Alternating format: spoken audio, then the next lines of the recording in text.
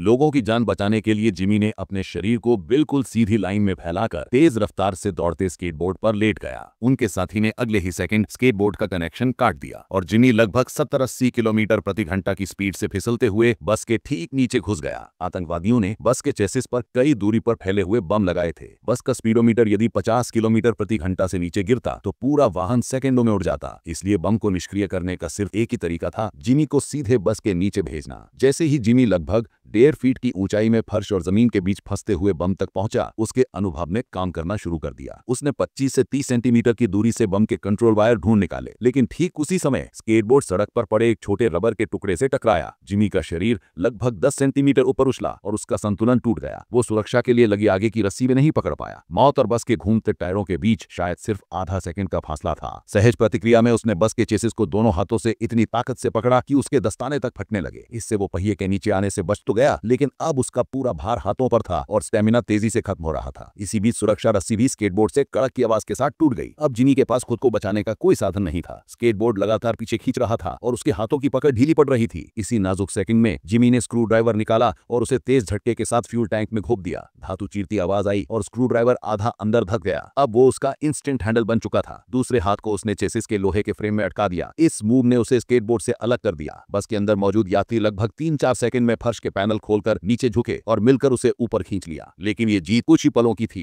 Fuel tank में छेद हो चुका था, लगातार तेल रिस रहा था। गणना साफ थी, 10 मिनट से भी कम में बस रुक जाती और फिर विस्फोट। बम को निष्क्रिय करना पाने की वजह से पुलिस ने एक फ्लैट बेड ट्रक बस के बगल में लाकर चलती रफ्तार में बचाव ऑपरेशन शुरू किया। पहला यात्री सुरक्षित कूद गया, लेकिन जैसे ही दूसरा कूदा, आतंकवादी ने दरवाजे के नीचे लगाए बम को रिमोट से एक्टिवेट कर दिया। एक जोरदार धमाके में सीढ़ी उड़ गई और वो महिला 8-10 मीटर नीचे गिरकर मर गई। इससे जिमी हिल गया, लेकिन उसे एक बात समझ आई, आतंकवादी उनकी हर हरकत देख पा रहे हैं, यानी बस में कहीं न कहीं कैमरा जरूर लगा है। खोजबीन में दरवाजे के ऊपर एक पिन होल कैमरा छिपा मिला। ये देखते ही कैप्टन विलियम ने निर्देश दिया कि इलाके के सभी सिग्नल तुरंत जैम कर दिए जाएं और आतंकवादी को धोखा देने के लिए बस के नकली फुटेज चलाए जाएं। ये प्लान काम कर गया। आतंकवादी को बिना शक हुए बचाव टीम ने एक बस से दूसरी बस में यात्रियों को ट्रांसफर कर दिया। अब बस में सिर्फ ड्राइवर और जिमी बचे थे। बाहर निकलने के लिए जिमी ने एक लोहे की रॉड से एक्सेलरेटर को फिक्स कर दिया, फिर एक लंबी रस्सी का एक सिरा स्टीयरिंग से बांधा और दूसरा एक लोहे की प्लेट से। दोनों उसी प्लेट पर लेटकर बस के नीचे से धीरे धीरे बाहर निकल गए। रस्सी के खिंचाव से बस का स्टीयरिंग मुड़ा, बस तेजी से भटकी और आखिर एक परित्यक्त विमान से टकराकर भयावह धमाके के साथ फट गई।